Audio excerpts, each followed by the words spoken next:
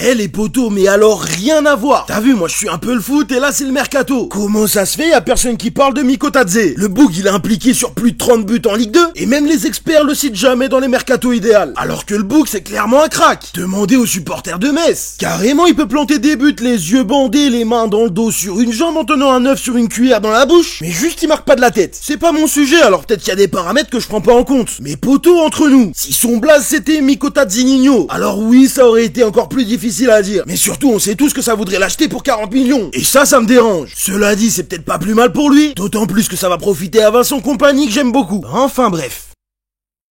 Les potos, comment ça va? Aujourd'hui, vidéo un peu plus chill, un peu plus détente. On va parler rapidement de cette saison 3 qui vient de se finir, et je vais vous donner mon avis sur les personnages présents dans cet arc. Aujourd'hui, on va parler de Tanjiro, Nezuko et Mitsuri. Et donc, si tu veux une partie 2, mon poteau, explose-moi cette barre de like. Comme ça, non seulement ça arrive vite, et en plus tu m'aides pour le référencement. Gagnant, gagnant. Allez les potos, 200 likes, vous en êtes capables. Pour ce qui est du jeu, cette fois-ci, vous êtes très peu à avoir trouvé que c'était Rito. De Kengan à Shura, bien évidemment. Tu connais, t'auras de nouveau l'occasion de jouer plus tard. On est parti.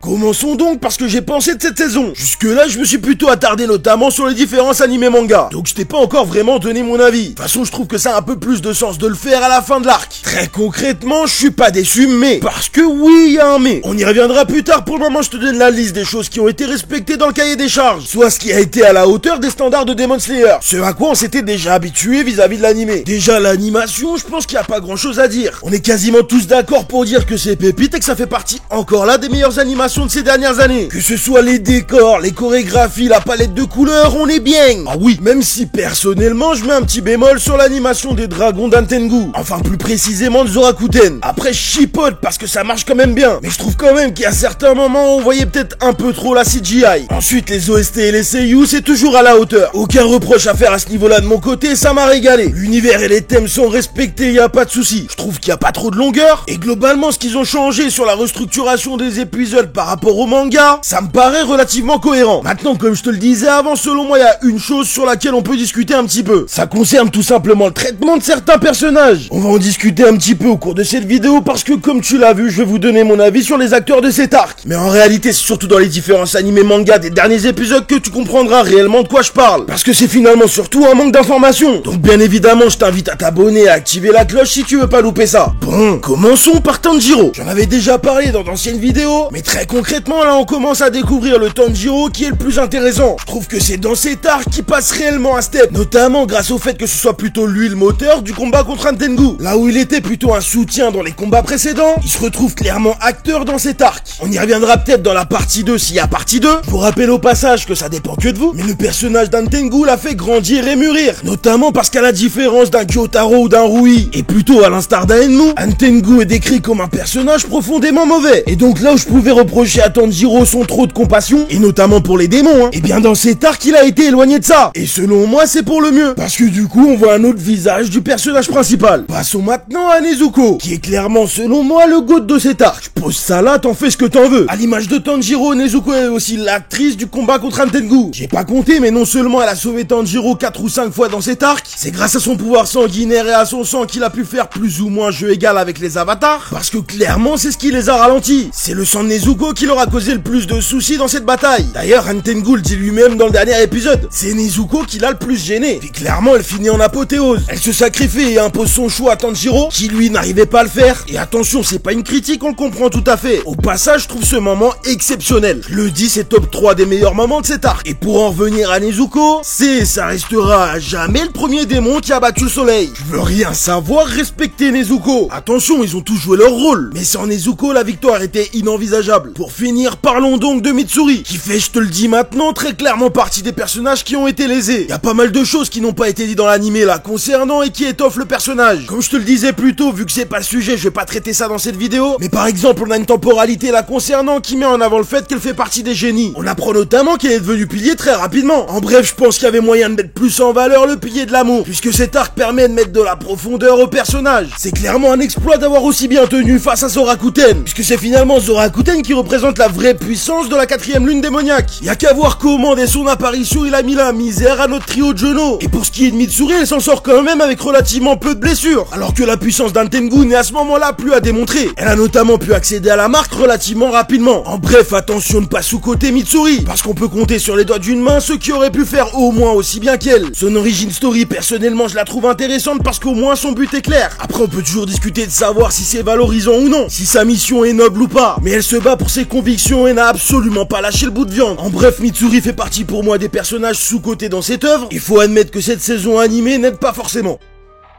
Ceci est un petit moment joué proposé par votre très cher moi-même. Ah oui, bien sûr, tu connais, ça va aussi compter pour le référencement. Dorénavant, régale-toi car à chaque vidéo, un petit jeu de la sorte sera proposé. Donc poto, fais pas le rat, joue et donne ta réponse en commentaire. Bisous.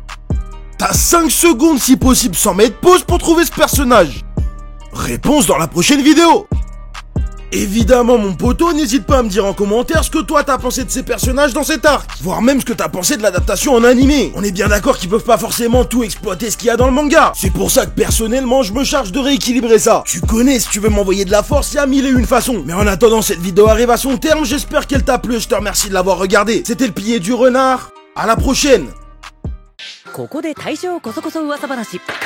宇髄さんの家は一夫多妻制で、15になったら3人の妻を。俺も忍びになろっかな。なら今日から忍びの修行だな。いやー